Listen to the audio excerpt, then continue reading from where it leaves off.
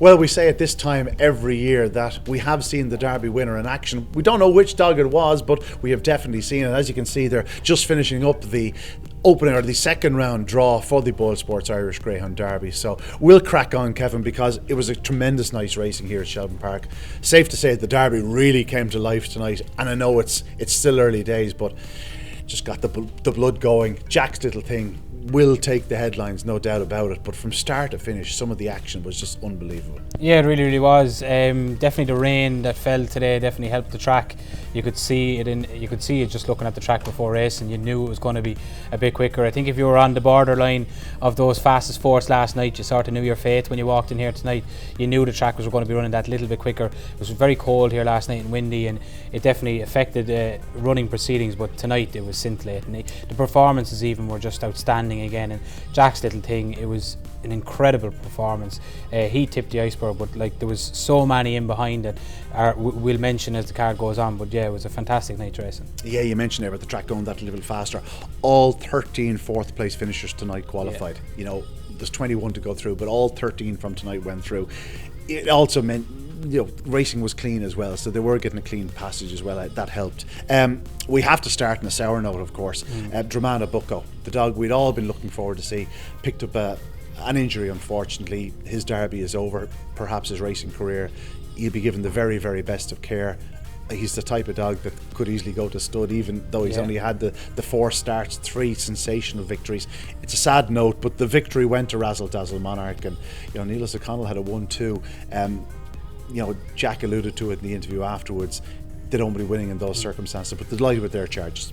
Yeah, and I was even talking to the owners of Razzle Dazzle Monarch over the far side, and they were the exact same. It was a sour note to get things underway, and such a fantastic prospect. And look, he like you said, he'll have got the best of care, and your heart goes out to Mark and to the owners, and that, like, it was devastating. But look, the show had to go on, unfortunately, for Dramana Bucco. But yeah, Razzle Dazzle Monarch, he picked up the pieces. 29.79 was a reasonably good run, especially off a 17.46 split. The split wasn't particularly quick given the trouble at the opening bend, but yeah, he pounced, he took advantage, and Derby's, like, we know what you get with him. He's a strong running sort. He has to keep on terms early, you feel. He's as fast as any of the stayers in this. I was going to say, he's the more you see of him, the more of the machine, Beach Avenue sort of mould, Stories Pee-wee. He's becoming that sort of, although Stories Pee-wee showing more early, but he's becoming that type of greyhound. Yeah, he is, and he showed that in the Con Kirby too. In fairness, some of the runs he put together in the Kirby and Limerick were outstanding, and that was over a 5-5 yard trip, which was much shorter. The 550 in theory you'd say will help him with the extra 25 yards, but it's the extra 25 yards to the bend which doesn't suit him particularly well. But look, he's a real strong greyhound, and one of those that will never be out of competition, because you know, no matter how much trouble he endures, he's the ability to keep qualifying. There was 13 heats, so we better move on, but we have to mention Rural Star qualifying in third spot.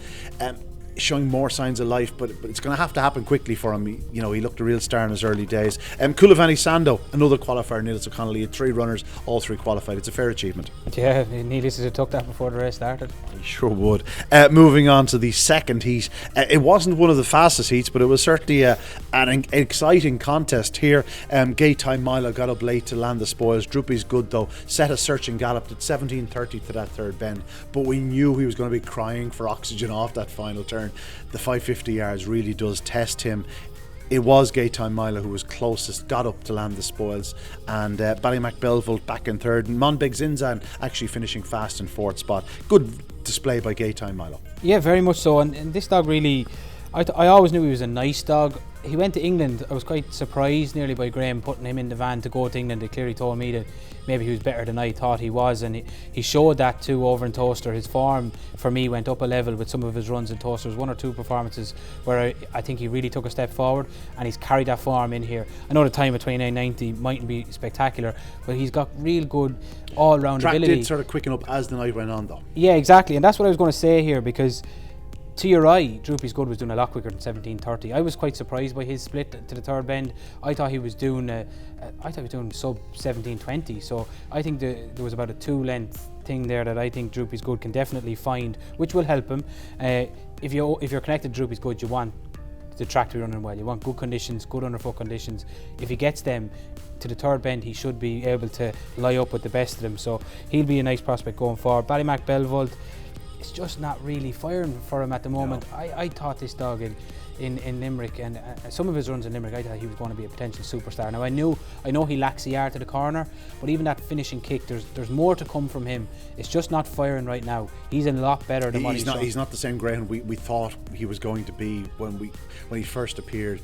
I don't know what his trip is anymore, because even tonight Monbeg Zinzan flashed past him on the run in, or on the run to the escape, shall we say. So we'll listen, we won't give up on him just yet. There's no doubt there's plenty of ability there. Monbeg Zinzan absolutely flashed home in fourth spot. I'd still love to see this fellow over 6 bends. I don't think that's the first time I've said that about Monbeg Zinzan. Moving on to the third of the heats, and here we saw Ballymac Art landing the spoils. Behind her, I just want to mention Ballymac Kingdom. It was a flat display from him. I wonder, seemed to hit a bit of poached ground around the opening 2 bends. I wondered that he'd just pick up something, but Ballymac Art, she showed great early speed to be second into the bend behind Dark Devil. Of course, she had the inside line. She went to the front, and I don't think there was ever a doubt that she was going to get the 550 yards. She kept on rolling to the line. Wins well. A good run by Merton second, and Stories Direct. He's a really nice type. Carrigain North and Call Me Steve, the two youngsters at the party. I thought they ran big races in third and fourth. You took the limelight. I thought I'd definitely get one in here. I was blown away by Carrigain North. Really impressed by him. Thomas Boogie's dogs had a good night. A real good night. Catch Me Flying didn't surprise me, because I've tipped him up at a huge price for this, just as something for a bit of an interest, because he's always had that ability. He's a real good calibre dog. This Carrigain North, he's in a similar mould to what Catch Me Flying was almost a year or two ago when he first came into the Derby. I think he made the semi-finals, definitely made the quarter-finals that year as a real young dog, and this Carrigain North is a similar sort of profile. He seems to have it everywhere. He can start a lot better than he did tonight. He goes up reasonably well. He's got great back straight pace. What impressed me tonight was the ground he was making up coming home.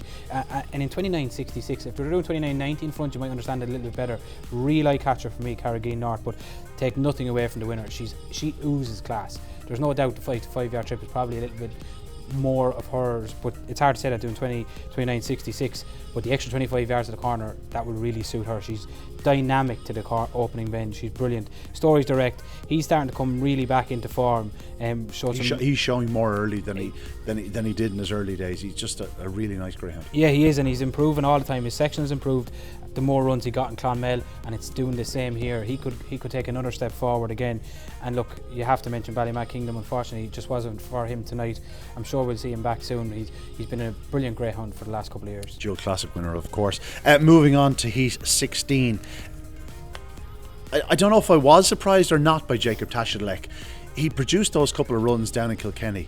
They were sensational to the third bend. Like, I remember speaking to Tom Canaan, and he said what he's done to the third bend, greyhounds don't do. Yeah. I thought the 550 would test him, but he ran right to the line tonight. And I'd say Congaini is going home tonight with the thoughts going through his head, you know what, I could have a potential Derby dog here. Like, this is a dog that could easily be in the latter stage of the Derby, because he's blistering early, just if he keeps trapping. Well, I can tell you, Connie thought that before tonight. I was talking to him today before the race, and you could hear it in his voice. He was expecting a big run out of this lad tonight. Julie delivered, and I said it to Connie when I was talking to him as well. His runs in Kilkenny were outstanding. He was, with all due respect to Tyrap Joy, he was probably the best dog in the competition.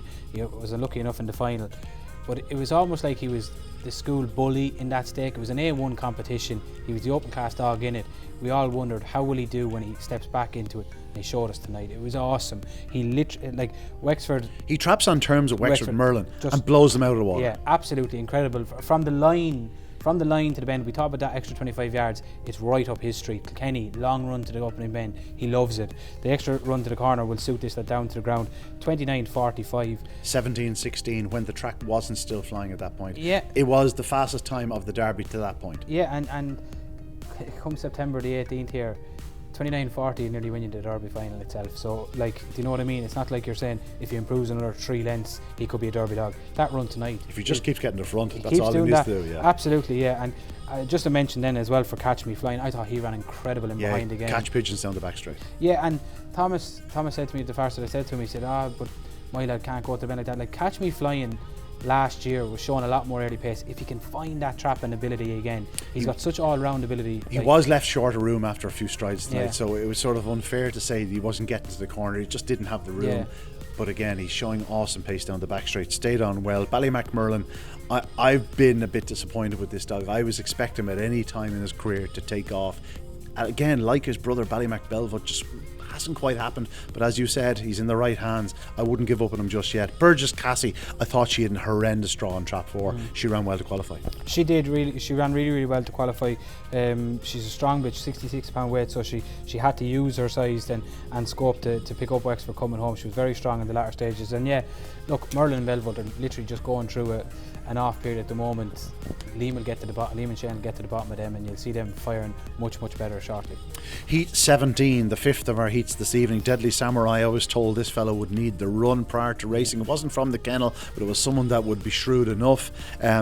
He didn't look like he'd need the run. He set a blistering gallop, 17-19. Again, the track wasn't flying at that point, but it was probably getting a little bit quicker. But this fellow really took off after a moderate enough start. But Amadeus Luke has been running so well for Charlie and Justin Colgan, and once he turned second, there was a certain air of inevitability about it. Now, it took him to the final stride, but you knew he was just going to get there, and he did. He deserves the success because he's been running so well without luck. Yeah, he has. He's clocking some fantastic times here recently behind Jack's Little Thing, and when you see what he done later on in the card, it's no surprise, and it's not an embarrassment to be finishing second and third to him. So he was due a win, and he got his win. He's very well bred. He's out of the mother of Boylesports Bingo, a dog close to my heart. So and this litter in particular, she's flying this year. She's had countless winners in Shelbourne this year. I know, yeah, no, they're flying it. And Deadly Samurai, he's such a professional, isn't he? He wears his heart on his sleeve. Whatever track he goes to, he absolutely flies out, gives it his all for as long as he can. He just ran out of steam a little bit coming home, but yeah, you'd imagine there's plenty left in the tank. If you have an explosive boy or a Jack's Little Thing, you don't want to see Deadly Samurai drawn on your inside. Absolutely no way, because he's 80 pound weight. He's able to use it, and if he traps, they'd want to be going all of their ability to get around him at the opening corner. Amadeus Luke, again, really strong runner, really nice dog. I hope he goes another few rounds with the lads. They deserve it. Drumcrow Honey, I thought she ran very well in third spot. She's only beaten 4 lengths behind them. You know, she's doing a good run. And Bling Bling Paul ran well to qualify in fourth spot. Finished 1, 2, 3, 4. You don't see it too often. Moving on to Heat 18 here, Trap 5, Swords Maestro came back to something like the form we saw earlier in the year from him in Tralee. He didn't win in Tralee, but he caught the eye on more than one occasion. The night he took off here, March 27th at Shelbourne Park, we thought, that's it. Pennies after dropping. He's going to win a few races. By Derby time, this will be one of the favourites. Hadn't happened. Bang, tonight. Knocknabull Sid hit the lids. I think it's clear to all that Knocknabull Sid needed it. He looked like a fella that was coming back from pre-season training after having a few pints and, you know, batter sausage on the weekend. Swords Maestro, in contrast, looked sharp, looked ready for it. Showed great early speed to take it up into the bend. Went away, one handy. Sonic Sunset runs well on second. Knocknabull Sid, as we said, he'll come on lengths for the run. Yeah, this dog took me completely off guard. I don't even think it was similar to what he was doing in Tralee. This was a different greyhound for me. I never saw this dog. The night that he trapped here, that he won the 525 doing 28.46, the night he led, even the night he led, he looked to trap really well and just almost maintained that pace to the corner. Didn't seem to be massive early speed in the race. Knocknabull Sid was directly on his inside. I was waiting for Knocknabull Sid to just explode, just to pull 2 lengths out of him. He edged inwards. Did he clip trap 3 or did 3 clip him? I'm not sure. Because he seemed to lose a length into the bend. Well, it was either that or the Swords Maestro dog. I've never seen him sort of just power into the opening bend like that.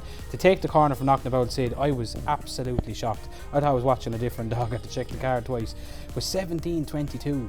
Even to the third bend. Yeah, he was doing it. He was doing a run. That's like, if he does 17.22 and you combine that with what he was doing in Tralee, coming from off the pace, like that's he was an incredibly talented greyhound. It's only his second win from 12 starts, and for a greyhound that ability, like you said, he just slightly went off the ball or off the boil in patches. If he puts together that sort of performance, if he gains a bit of confidence and he goes to the bend like he did tonight, he's the real deal. Like, everyone was taken by him in Tralee. Everyone said, like, Jesus, imagine what that dog could do if he had a bit of early, even reasonable early, Tonight he's had a lead, knocking the bulls into the corner. So, like, if he can back that up and build on that, he could be a real player in this year's Derby. Salmic Sunset's just a really nice greyhound. He's just a real nice, strong, moving greyhound from start to finish. Knocked the bull Sid, as we said, was third. Again, we're expecting him to come on for it. A vigorous Buck was back and forth. He found all sorts of traffic.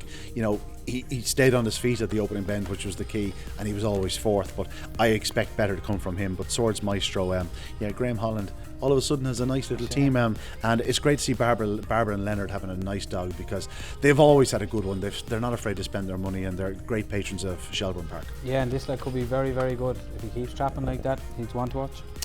One of the apples of my eye, Ballymac Beanie was a good winner of Heat 19, 29.74 and 17.48. Doesn't look impressive, but she got clipped into the bend. She got a bump on the corner. I think they bumped again off the second bend, so you can forgive her for that. She powers up the home straight. You know, Declan Byrne said in the interview, I think she'd say 6 bends. I don't think she's a problem with stamina. I'm not sure about the 6 bends, but if she's in front off that last bend, she keeps kicking, and I think she's a player. I just wouldn't be surprised if she improved considerably on the run, especially on tonight. She can trap better. 100%. If you go and play her performances in the Oaks, and then you said, well, she's going to do 17.48 to the third bend, what's her winning time? Probably say 30 seconds. She's done 29.74 to the winning line off of 17.48. Watching her in the Oaks, she's capable of doing 17.20 to the third bend. Now you're talking, now she can do 29.40 for the 550. She's a real player. Her size, you'd hope, wouldn't go against her. Like, she's less than 60 pound weight. She's only a small thing, but my God, does she have some ability. She's incredible. She really, really is.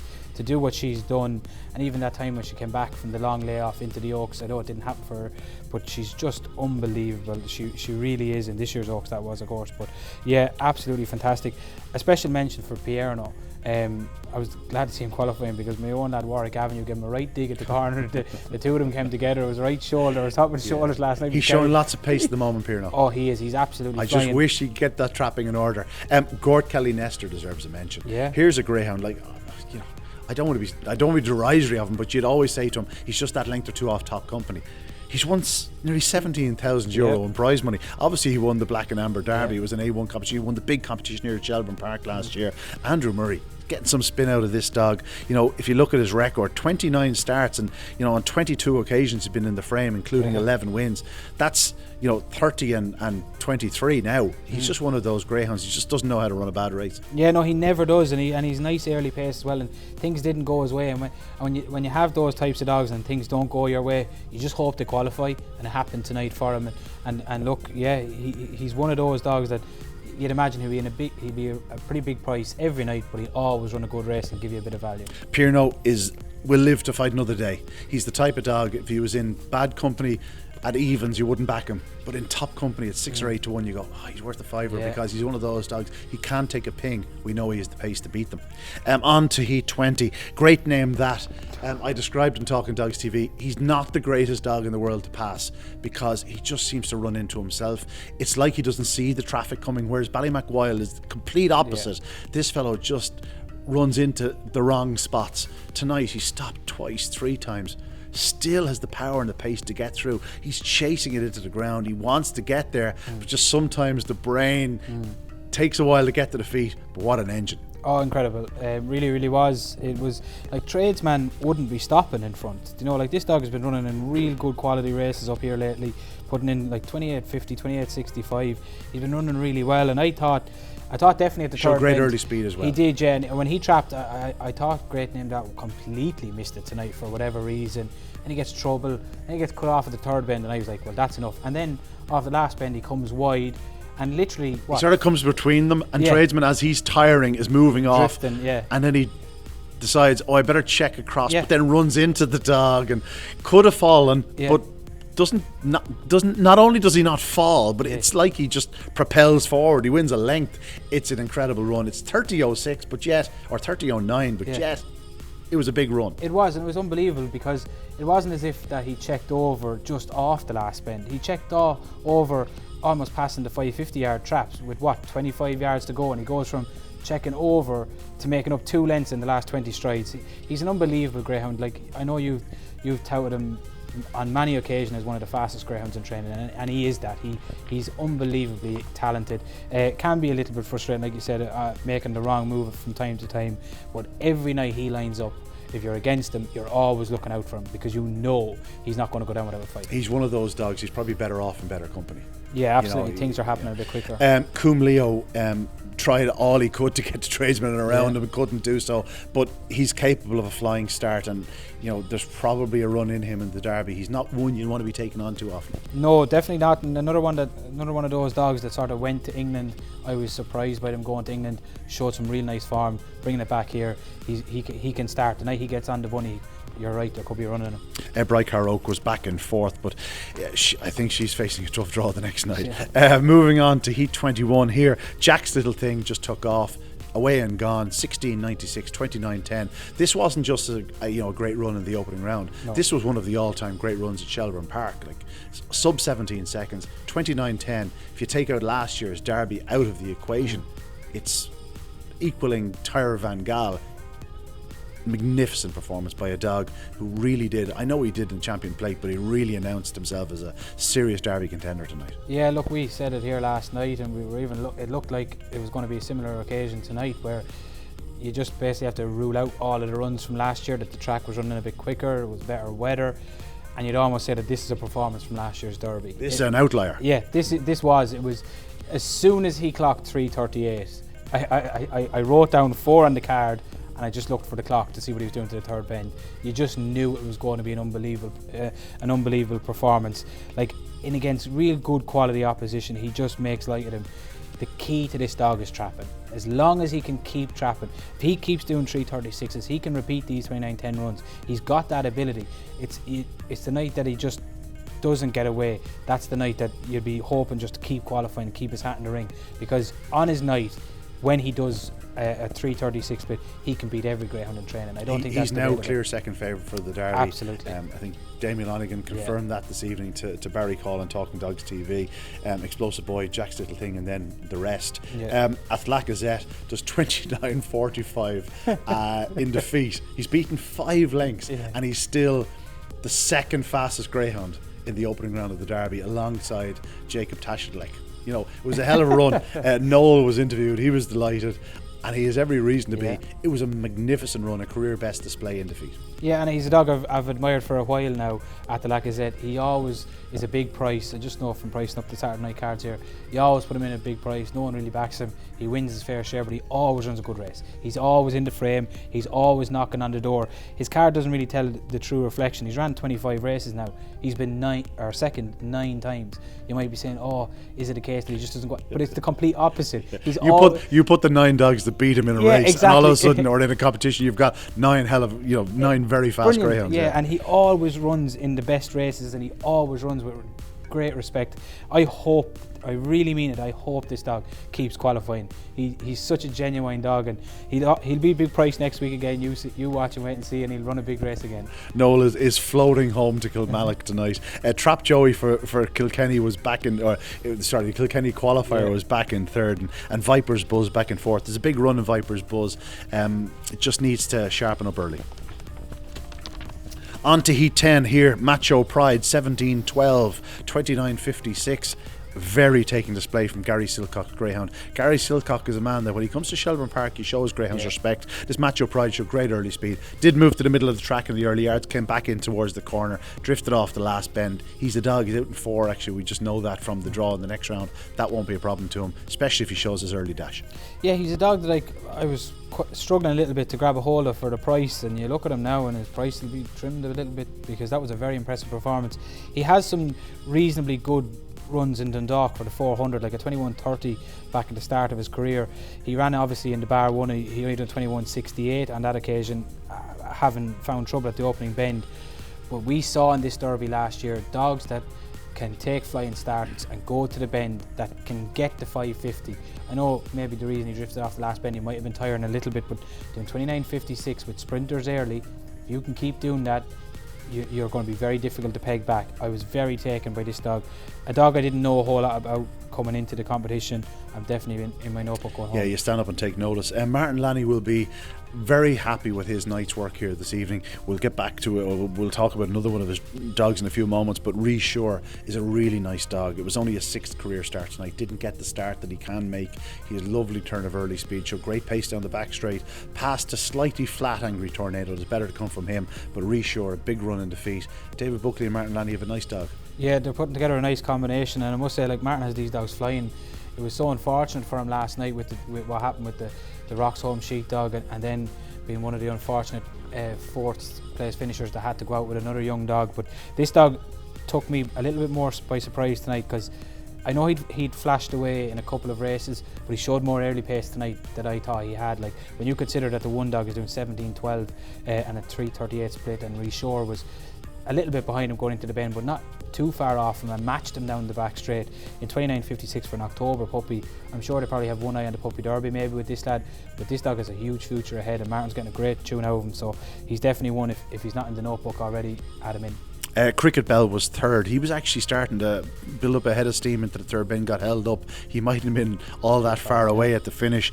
He's a strong runner, an Angry Tornado, as I said, just did run a little flat back in 4th spot, but there's certainly better to come from that if we judge his English form. On to Heat 23, Susie Sapphire. I know we've already spoken off air about this lady.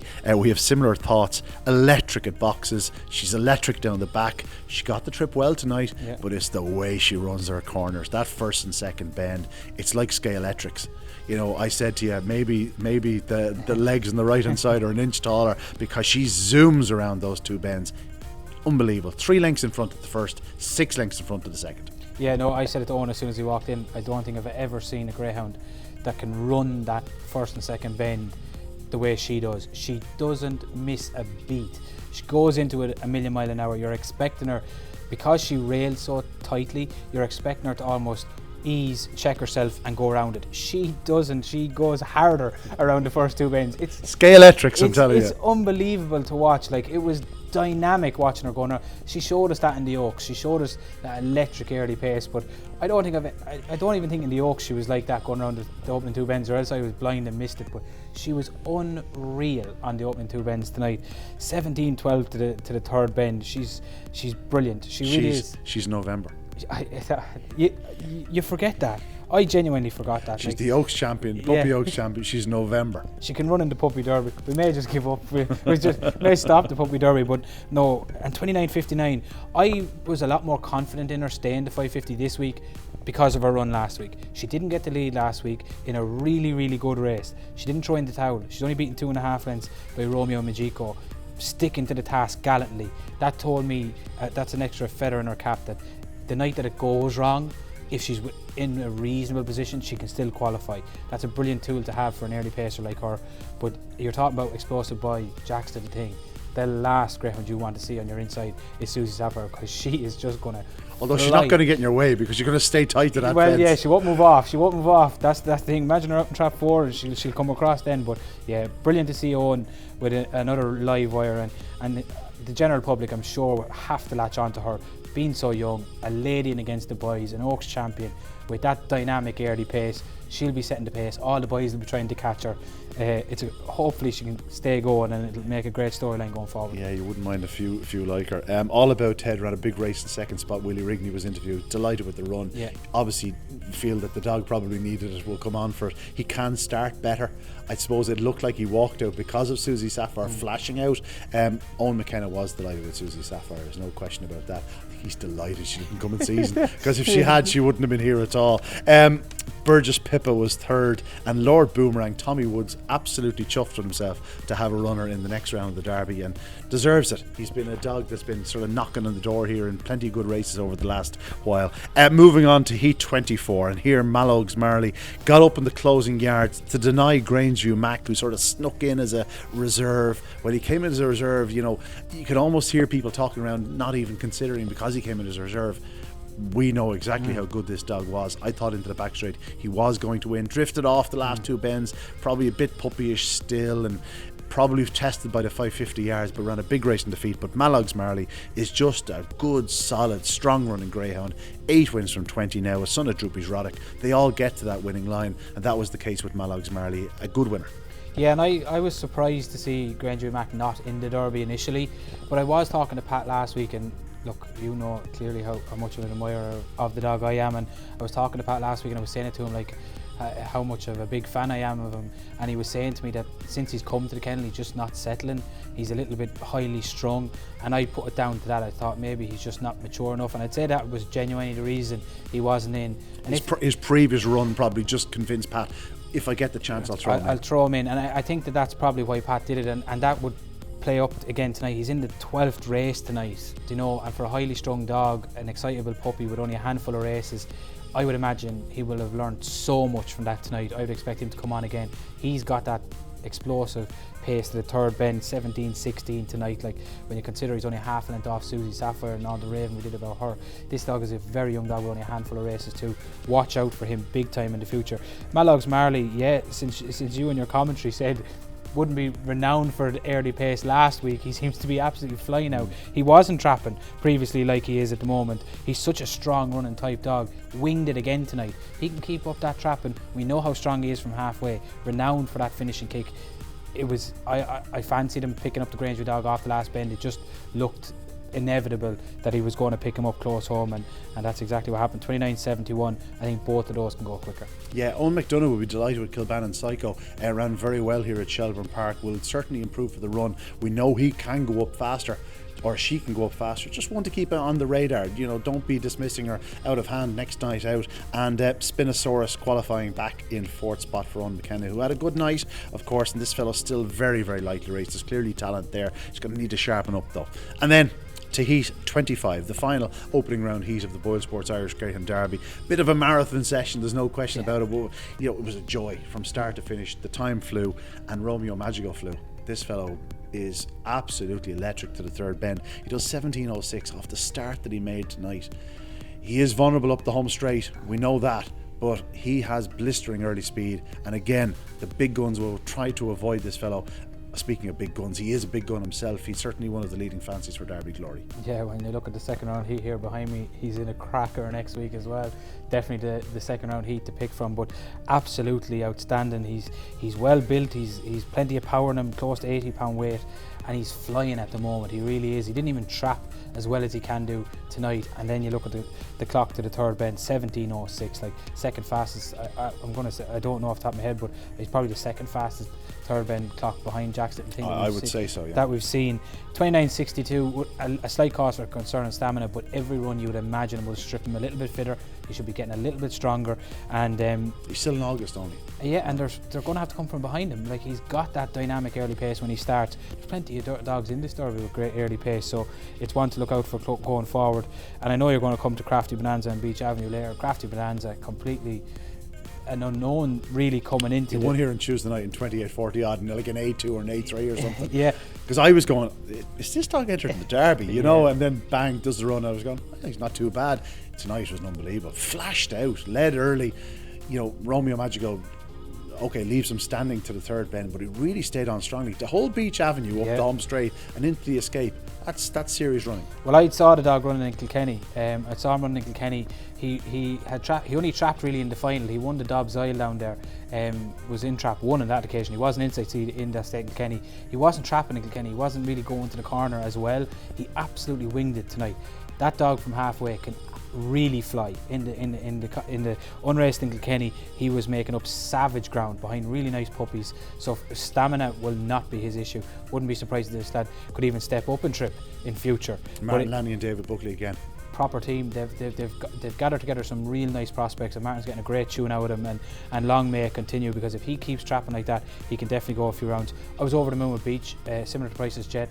Had an easy 2 weeks. I was going to say he's not fully tuned. No, he looked a little bit tired in the final of the Champion Stakes. We shut down for a little while, gave him a complete break of 2 weeks, and I was over the moon with him because he took a nice bump at the bend. He completely stayed in the traps. I know he's not a great trapper, but like tonight was as bad as it's ever been for him. I'd say it's probably his slowest ever split tonight. He completely missed it, took a bad bump at the bend, and still to be only beaten, I don't know, a handful or maybe 1 or 2 lengths at the line in 29.60. I was over the moon with him.